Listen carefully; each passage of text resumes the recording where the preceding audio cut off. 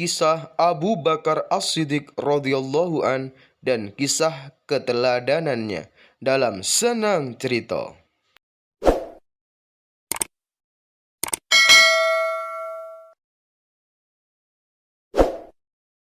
Bismillahirrahmanirrahim. Assalamualaikum warahmatullahi wabarakatuh.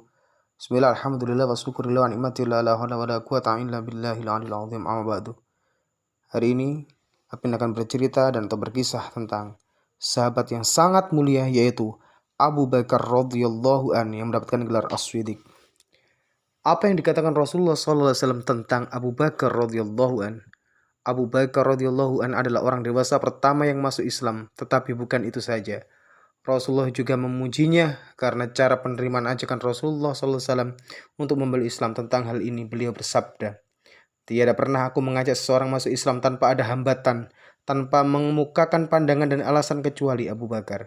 Ketika aku menyampaikan ajakan tersebut, dia langsung menerimanya tanpa ragu sedikit pun."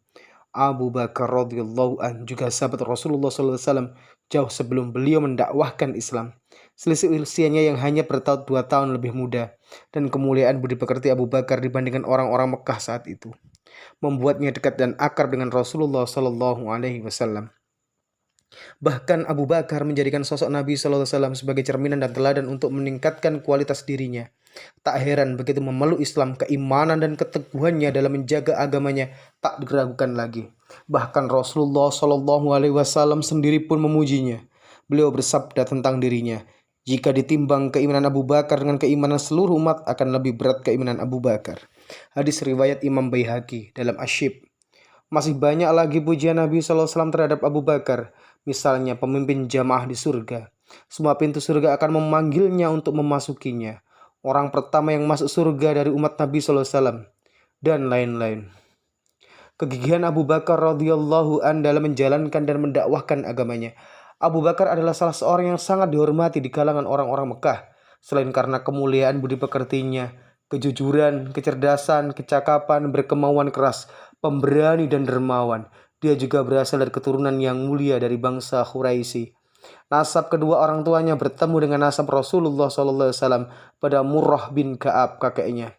Namun demikian, pilihannya untuk masuk agama Islam membuat orang-orang Makkah mengabaikan kedudukan dan kemuliaannya tersebut. Tidak mudah bagi Abu Bakar untuk menjalankan ibadah sebagaimana sahabat-sahabat yang mula-mula memeluk Islam. Gangguan dan siksaan juga dialaminya. Ketika penganiayaan dan tekanan semakin dahsyat, dia meminta izin kepada Rasulullah SAW untuk berhijrah ke Habsyih atau Habasah, sekarang Ethiopia. Dan Rasulullah SAW pun mengizinkannya. Ketika perjalanannya sampai pada tempat bernama Barkulimat, Abu Bakar radhiyallahu an bertemu dengan Ibnu Ad-Dahnah, pemimpin suku setempat. Ketika ditanya tentang perjalanannya tersebut, Abu Bakar radhiyallahu an menjawab, "Aku dipaksa keluar dari Mekah oleh kaumku, dan aku ingin merantau di muka bumi sehingga aku dapat beribadah kepada Rabbku." Mendengar jawaban itu, Ibnu Ad-Dahnah berkata, "Orang seperti engkau, hai Abu Bakar, tidak boleh keluar atau dikeluarkan. Engkau selalu menolong orang-orang yang miskin, suka bersilaturahmi, membantu orang yang sengsara dan lemah, dan menghormati tamu. Aku bersedia menjadi pelindungmu. Kembalilah ke Mekah dan sembahlah Tuhanmu di negerimu." Budaya pelindung atau melindungi adalah budaya yang sangat dihormati di kalangan suku-suku Arab. Begitu seorang yang punya pengaruh menyatakan diri sebagai pelindung bagi seseorang, maka harta, darah, kehormatan orang tersebut aman dari gangguan dan siksaan orang-orang sekitarnya. Budaya ini pula yang membantu Nabi SAW mendakwakan Islam di tengah penolakan dan permusuhan kaum kafir Quraisy. Maka karena Abu Thalib menyatakan diri sebagai pelindung Rasulullah SAW. Begitu Abu Thalib meninggal, Rasulullah SAW mengalami siksaan dan penghinaan yang tak kalah hebatnya dengan sahabat-sahabat beliau yang lain. Abu Bakar kembali ke Mekah dan Ibnu Ad-Dahnah mengumumkan perlindungan yang diberikannya pada Abu Bakar. Dia melarang siapapun untuk mengganggu Abu Bakar. Orang-orang kafir Quraisy tak berkutik, tetapi mereka mengajukan syarat agar Abu Bakar tidak bersuara keras dalam beribadah, karena khawatir kaum wanita dan anak-anak mereka akan terganggu. Ibnu Ad-Dahnah dan Abu Bakar menerima persyaratan itu. Abu Bakar mendirikan musola di depan rumahnya. Dia sholat dan membaca Quran di sana. Setiap kali selesai membaca Quran, dia selalu menangis. Hal ini membuat wanita dan anak-anak orang kafir Quraisy jadi tertarik dan mulai terpengaruh dengan apa yang dilakukan Abu Bakar. Kaum kafir Quraisy pun jadi khawatir dan mengadukan ini pada Ibnu Ad-Dahna.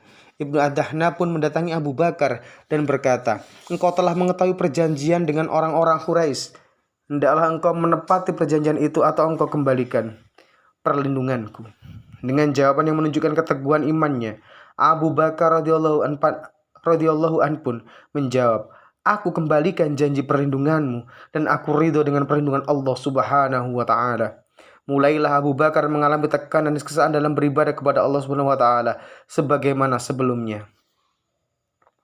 Setelah memeluk Islam, Abu Bakar radhiyallahu an mengurangi aktivitas perdagangannya yang sebenarnya cukup sukses dan mengabdikan waktu, tenaga dan hartanya untuk agama yang diyakini kebenarannya itu. Tercatat beberapa sahabat utama menjadi muslim karena ajakan Abu Bakar, seperti Utsman bin Affan, Zubair bin Awam, Sa'ad bin Abi Waqqas, Talhah bin Ubaidillah, Abu Ubaidah bin Zarah, dan Abdurrahman bin Auf. Mereka ini adalah sebagian dari 10 orang sahabat yang dijamin akan masuk surga, sebagaimana diberitakan Nabi Shallallahu Alaihi Wasallam pada Aisyah radhiyallahu anha. Selain itu Utsman bin Mazhum, Abu Salamah bin Abdul As'ad, Al-Arqam bin Abil Arqam juga mengikuti ajakan Abu Bakar untuk masuk Islam pada periode awal. Abu Bakar juga mengorbankan hartanya untuk menebus dan membebaskan budak-budak yang disiksa oleh tuannya karena memeluk agama Islam. Di antaranya adalah Bilal bin Rabah dan ibunya, Amr bin Fariqah, ibu dari Jubais, budak wanita dari Bani Mu'ammil, dan Hamamah, Zanirah, budak Umar bin Khattab, dan lain-lain. Sikap Abu Bakar atas perjanjian Hudaybiyah. Dikukuhkannya perjanjian Hudaybiyah antara Nabi Shallallahu Alaihi Wasallam dan orang-orang Quraisy meninggalkan banyak kegelisahan pada umat Islam, bahkan pada sahabat selevel Umar bin Khattab, karena secara sepintas perjanjian Hudaybiyah itu cenderung menguntungkan orang-orang Quraisy dan merugikan umat Islam. Hanya Abu Bakar yang yakin 100% atas keputusan Rasulullah Shallallahu Alaihi Wasallam. Bahkan ia memberikan jawaban yang sama persis dengan Nabi Shallallahu Alaihi Wasallam. Ketika Umar yang kritis sempat mempertanyakan keputusan Rasulullah Sallallahu Alaihi Wasallam menerima perjanjian ini, Abu Bakar memberikan nasihat pada Umar bin Khattab karena sikapnya tersebut. "Patuhlah engkau pada perintah dan larangan Rasulullah sampai engkau meninggal dunia. Demi Allah, beliau berada di atas kebenaran," kata Abu Bakar. Sikap Abu Bakar ini sama persis dengan sikapnya ketika Rasulullah Shallallahu Alaihi Wasallam memberitakan peristiwa Isra dan Mi'raj yang menggemparkan itu kepada masyarakat Quraisy.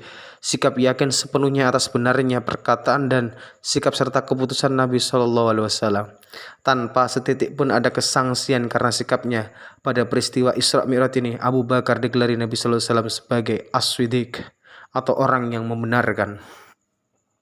Ketika sebagian besar sahabat merasakan kekalahan dengan adanya perjanjian Hudaybiyah ini, Abu Bakar justru berpendapat lain. Ia berkata, "Tidak ada kemenangan yang lebih besar daripada kemenangan pada perjanjian Hudaybiyah." Akan tetapi kebanyakan orang berpikir pendek mengenai apa yang terjadi antara Nabi Shallallahu Alaihi Wasallam dengan Rabb-Nya.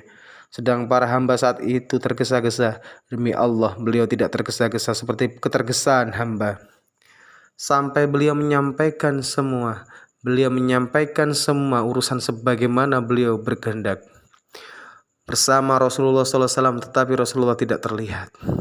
Kedekatan dan kecintaan Abu Bakar terhadap Nabi SAW tidak diragukan lagi. Bahkan telah terjalin sebelum Nabi SAW diangkat menjadi Nabi dan mengemban risalah Islam. Maka tak heran ketika Nabi SAW mengalami tekanan dan siksaan, Abu Bakar pun ikut merasakan kesedihan dan luka. Bahkan lebih dalam dirasakan dibanding bila ia sendiri yang mengalaminya. Setelah turunnya surat Al-Lahab, Ummu Jamil istri Abu Lahab yang dikatakan sebagai pembawa kayu bakar dalam surah tersebut begitu marah kepada Rasulullah SAW dengan membawakan batu besar. Ia datang menghampiri Nabi SAW yang saat itu sedang duduk bersama Abu Bakar. Abu Bakar menangis melihat niat Ummu Jamil tersebut. Tetapi Rasulullah menenangkannya dengan mengatakan, "Biarkan saja ia tidak melihatku." Benar saja, setelah dekat Ummu Jamil berkata kepada Abu Bakar radhiyallahu an, "Hai Abu Bakar, di mana kawanmu si Muhammad itu? Aku dengar ia menyindirku." Dengan mengatakan dan istrinya si pembawa kayu bakar di lehernya ada tali dari sabut. "Demi Allah, jika aku menjumpainya pasti akan aku pukul dengan batu ini." Itulah Abu Bakar. Rasulullah SAW yang ingin disakiti itu pun telah membuatnya sedih. dalam perjalanan hijrah bersama Rasulullah Shallallahu Alaihi Wasallam. Setelah berlangsungnya Bai'atul Aqobah kedua, atau juga dikenal dengan nama Bai'atul Aqobah Kubra, Rasulullah Sallallahu Alaihi Wasallam menghimbau kaum muslimin untuk berhijrah ke Madinah. Sebagian besar berangkat dengan sembunyi-sembunyi, tetapi ada juga yang terang-terangan seperti Umar bin Khattab. Sebagian sahabat yang telah berhijrah ke Habasyah, ada yang langsung berangkat ke Madinah. 2 bulan lebih setelah Bai'atul Aqobah Kubra tersebut, hampir semua kaum muslimin telah meninggalkan Makkah menuju Madinah, kecuali beberapa orang yang diberikan keringanan atau rukhsah untuk tidak berhijrah. Ketika Abu Bakar meminta izin Rasulullah SAW untuk berhijrah, beliau bersabda, "Tundalah keberangkatanmu, sesungguhnya aku masih menunggu izin bagiku untuk berhijrah, dan kita akan berangkat bersama-sama." "Demi bapakku menjadi taruhannya," kata Abu Bakar, "dalam keadaan seperti ini, engkau masih menunggu izin?" Nabi SAW mengiyakan, memang benar firman Allah. Rasulullah tidaklah mengatakan atau melakukan sesuatu karena hawa nafsunya, tetapi semua itu adalah atas wahyu dan petunjuk dari Allah Subhanahu wa taala. Wa ma yantiqu 'anil hawa in huwa illa wahyu yuha. Dan Abu Bakar masih harus menunggu lagi selama 4 bulan sampai suatu pagi salah seorang pembantunya memberitahukan kepadanya, "Ini ada Rasulullah mengenakan kain penutup wajah. Tidak biasanya beliau menemui kita pada saat-saat seperti ini." Abu Bakar berkata, "Demi ayah dan ibuku sebagai jaminannya, beliau tidak akan menemui aku di saat seperti ini kecuali ada urusan yang sangat penting."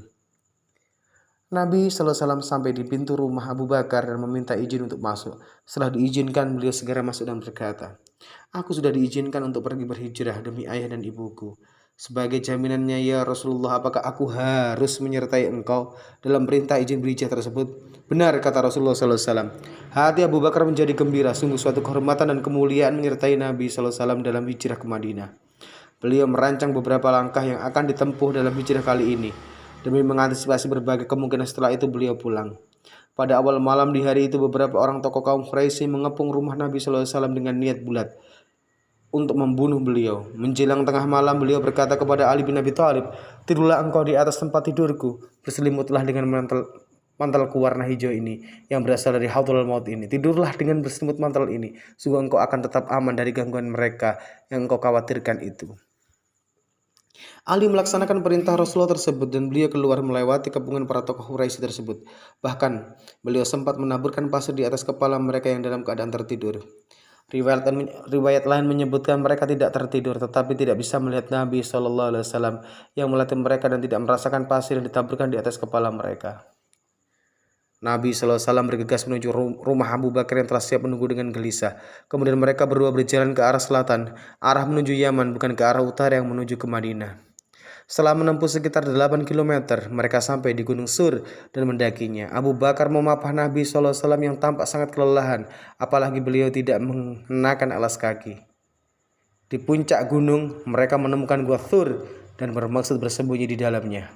Abu Bakar berkata kepada Nabi SAW, "Demi Allah, janganlah engkau masuk ke dalamnya sebelum aku memasukinya. Jika ada sesuatu yang tidak beres di dalamnya, biarlah aku yang terkena, asalkan tidak mengenai engkau." Abu Bakar memasuki gua dan membersihkan ruangannya. Ia melihat sebuah lubang. Karena khawatir akan keluar binatang berbisa dari dalamnya, ia merobek sebagian matelnya untuk menutup lubang. Baru kemudian mempersilahkan Nabi SAW memasukinya. Abu Bakar menutupi lubang tadi dengan kakinya, dan Nabi SAW berbaring dengan berbantalkan paha Abu Bakar, dan beliau langsung tertidur. Tiba-tiba Abu Bakar merasakan sengatan di kakinya yang menutupi lubang. Mungkin ular atau kalajengking, dan ia merasa sangat kesakitan. Tapi ia tidak mau menggerakkan kakinya karena takut akan membangunkan Rasulullah. Ia berusaha keras menahan rasa sakit hingga air matanya menetes mengenai pipi Rasulullah, dan beliau terbangun. "Apa yang terjadi denganmu, wahai Abu Bakar?" tanya Rasulullah SAW. "Demi ayah dan ibuku sebagai jaminannya ya Rasulullah, aku digigit binatang berbisa." Nabi SAW bangkit dari tidurnya dan memeriksa kaki Abu Bakar. Beliau meludahi kaki yang terluka tersebut, dan seketika sakit yang dirasakan Abu Bakar menghilang. Mereka berdua bersembunyi di dalam gua Thur selama 3 hari. Setiap malam Abdullah bin Abu Bakar datang ke gua tersebut untuk menemani dan menceritakan keadaan di Makkah, layaknya seorang mata-mata melaporkan tugasnya. Amir bin Fuhairah, salah seorang pelayan Abu Bakar, menggembalakan domba-dombanya di kaki gunung tersebut dan mengantarkan susu ke gua untuk minuman mereka. Menjelang fajar, Abdullah segera kembali ke Mekah, dan Amir bin Fuhairah mengiring domba-dombanya di belakangnya sehingga menghilangkan jejak kaki yang dibuat Abdullah. jejak kaki yang dibuat oleh Abu Bakar. Sebenarnya ada beberapa orang Quraisy yang sempat mendaki gunung dan menemukan Gua Thur. Abu Bakar berbisik kepada Nabi SAW, "Wahai Nabi Allah, andai kata mereka mendongakkan pandangannya, tentulah mereka akan melihat kita." "Diamlah wahai Abu Bakar," kata Nabi SAW dengan berbisik juga. "Dua orang dan yang ketiga adalah Allah." Sebagian riwayat menyebutkan di atas pintu gua tersebut terdapat sarang burung merpati dan pintu gua tertutup dengan sarang laba-laba, yang walaupun laba-laba tersebut baru saja membuatnya, tapi keadaannya seperti sarang yang telah lama berada di situ. Karena itu akal mereka tertipu. Logika mereka membantah kalau ada orang di dalam gua. Semua itu adalah cara Allah untuk melindungi hamba-hamba yang dikasihinya. Setelah 3 hari berlalu, mereka melanjutkan perjalanan ke Madinah, disertai oleh Amir bin Fuhairah dengan menunjukkan jalan Abdullah bin Uraihid, yang ketika itu masih beragama jahiliyah tetapi merupakan orang yang dapat dipercaya, sehingga Abu Bakar memilihnya. Abu Bakar mempunyai kebiasaan duduk membonceng di belakang Nabi SAW, dan ia seseorang yang cukup dikenal di kawasan Jazirah Arabia. Ketika bertemu beberapa orang yang mengenalnya dalam perjalanan hijrah itu, mereka bertanya, "Siapakah orang yang di depanmu itu?" Abu Bakar selalu menjawab, "Dia orang yang menunjukkan jalan kepadaku." Tentunya Abu Bakar tidak berbohong dengan jawaban itu, walaupun orang menanyakan mempunyai persepsi yang berbeda atas jawaban tersebut. Beberapa peristiwa terjadi dalam perjalanan ini, seperti pengejaran oleh Suraha bin Malik bin Jusyum beristirahat di tenda Ummu Ma'bad. Lihat kisahnya di bagian lain percik kisah sahabat Nabi SAW ini, dan lain-lainnya yang tidak perlu dijabarkan secara mendetail dalam kisah Abu Bakar ini. Yang jelas Abu Bakar selalu mendampingi dan melindungi Nabi SAW dari berbagai kemungkinan yang bisa menyakiti atau mencelakakan beliau, hingga akhirnya tiba di Quba, Madinah. Kekhawatiran Abu Bakar. Walaupun menjadi sahabat utama dan pilihan Rasulullah SAW, bahkan jelas-jelas beliau menyampaikan bahwa ia dijamin masuk surga. Bahkan 8 pintu surga memanggilnya untuk memasukinya. Tetapi semua itu tidak menjadikannya sombong dan merasa telah suci. Bahkan ia sendiri seringkali merasakan kekhawatiran. Inilah beberapa di antaranya. "Alangkah baiknya jika aku, walaupun kemuliaan dan pujian langsung diberikan oleh Rasulullah SAW, tetapi Abu Bakar tidak secara otomatis merasa selamat di akhirat kelak. Bahkan ia selalu merasa khawatir dengan nasibnya di hadapan Allah. Seringkali ia melontarkan ungkapan yang menunjukkan kegundahan hatinya. Misalnya, 'Alangkah baiknya jika aku ini sebatang pohon yang kemudian ditebang dan dijadikan kayu bakar. Alangkah baiknya jika aku ini sebatang rumput yang akan habis begitu saja dimakan ternak.' Ketika sedang berada di suatu kebun dan melihat seekor burung yang sedang berkicau, dia berkata, 'Wahai burung, sungguh beruntungnya engkau. Engkau makan, minum, dan terbang di antara pepohonan penuh kebebasan tanpa perasaan takut akan hari kiamat. Andai Abu Bakar menjadi seperti engkau, wahai burung, telah aku anggap benar, padahal sebenarnya tidak.' Suatu saat Ummul Mukminin Aisyah radhiyallahu anha melihat keadaan ayahnya Abu Bakar yang saat itu menjabat sebagai khalifah dalam keadaan sangat gelisah, seperti ada beban amat berat yang ditanggungnya. Karena itu ia bertanya, 'Wahai ayahku, apakah engkau tengah menghadapi suatu kesusahan?' Abu Bakar hanya memandang putrinya tanpa memberikan jawaban.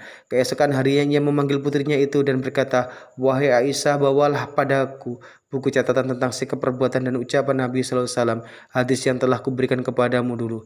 Abu Bakar memang telah menghimpun tentang sikap, perbuatan, dan ucapan Nabi SAW yang di kemudian hari disebut al-hadis, baik dari yang dilihat dan dialaminya sendiri bersama Nabi SAW atau dari sahabat-sahabat lainnya, dan menuliskannya dalam suatu buku catatan. Sejumlah 500 riwayat buku catatan tersebut diberikan kepada putrinya untuk disimpan. Aisyah datang dengan membawa buku catatan tersebut. Setelah buku itu diserahkan, Abu Bakar segera membakarnya dan berkata, 'Wahai Aisyah, buku yang kubakar tersebut mengandung banyak riwayat tentang Nabi SAW yang kukumpulkan dan kuperoleh dari orang-orang yang berbeda. Aku khawatir jika aku telah meninggal kelak, aku meninggalkan sebuah riwayat yang kuanggap benar, padahal sebenarnya tidak, dan aku harus menanggung akibatnya.' Mungkin suatu kehati-hatian yang berlebihan, karena Abu Bakar adalah sahabat Nabi SAW yang paling dekat, bahkan sejak beliau belum diangkat menjadi Rasul. Tentunya ia sangat tahu tentang beliau, apalagi sewaktu Nabi SAW masih hidup, ia diberi tugas untuk berfatwa atau menjawab atas masalah umat. Seperti halnya Umar, Utsman, Ali, Abdurrahman bin Auf, Ubay bin Ka'ab, Abdullah bin Mas'ud, Mu'adz bin Jabal, Abu Musa al-Ash'ari, dan Abu Darda. Tapi justru inilah salah satu wujud tingginya nilai keimanan Abu Bakar yang dipuji oleh Nabi SAW. Gaji Abu Bakar sebagai khalifah Rasulullah. Abu Bakar bekerja sebagai pedagang kain di pasar untuk memenuhi kebutuhan keluarganya. Sesaat setelah dibaiat sebagai khalifah, Abu Bakar mengambil dagangannya dan berangkat ke pasar. Sebagaimana biasanya melihat keadaan ini, Umar bin Khattab berkata, apabila engkau sibuk dengan perdaganganmu, bagaimana dengan urusan kekhalifahan? Kalau tidak berdagang kain, bagaimana aku akan menafkahi anak istriku? Jawab Abu Bakar. Marilah kita menemui Abu Ubaidah yang diberi gelar Nabi SAW, Aminul Ummah, orang kepercayaan umat, kata Umar. Dia akan menetapkan gaji bagimu dari Baitul Mal. Mereka berdua pergi menemui Abu Ubaidah yang memang dipercaya Nabi SAW memegang Baitul Mal. Setelah mendengar penjelasan Umar, Abu Ubaidah menetapkan tunjangan bagi Abu Bakar sebagai khalifah sebagaimana tunjangan seorang muhajir yang tidak mempunyai penghasilan tetap. Suatu ketika istri Abu Bakar ingin sekali makan manisan, tetapi Abu Bakar berkata, kalau ia tidak mempunyai uang lagi, maka istrinya berkata, kalau engkau mengizinkan, aku akan menyisihkan uang dari belanja setiap harinya, sehingga dalam beberapa hari akan terkumpul cukup uang untuk membeli manisan. Abu Bakar menyetujui usul istrinya ini. Setelah beberapa hari istrinya menyerahkan kepadanya uang yang terkumpul untuk membeli bahan-bahan manisan. Setelah menerima uang tersebut, Abu Bakar justru ragu untuk membelanjakannya. Ia berkata, dari pengalaman ini, aku jadi tahu kalau kita memperoleh tunjangan yang berlebihan dari Baitul Mal. Karena itu uang tersebut tidak jadi dibelikan bahan manisan tetapi disetorkan kembali ke Baitul Mal. Dan ia berpesan kepada Abu Ubaidah agar tunjangannya dikurangi sebanyak yang dikumpulkan istrinya setiap harinya.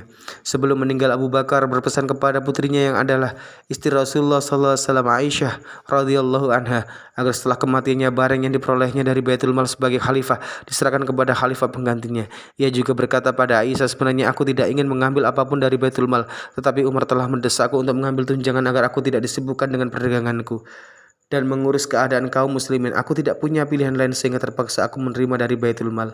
Karena itu kuserahkan kebunku kepada Baitul Mal sebagai pengganti uang tunjangan yang telah kuterima selama ini. Ketika wasiat ini ditunaikan dan Umar bin Khattab menerimanya, ia berkata, semoga Allah merahmati Abu Bakar, sungguh dia telah menunjukkan jalan yang sulit untuk diikuti pengganti-penggantinya. Satu riwayat mengatakan peninggalan Abu Bakar adalah seekor unta betina, sebuah mangkuk dan seorang hamba sahaya tanpa dinar dan dirham sebuah pun. Riwayat lain mengatakan hanya sebuah selimut dan riwayat lainnya lagi hanya sebuah permadani. Wallahu a'lam bishawab. Demikian kisah Abu Bakar. Assalamualaikum warahmatullahi wabarakatuh.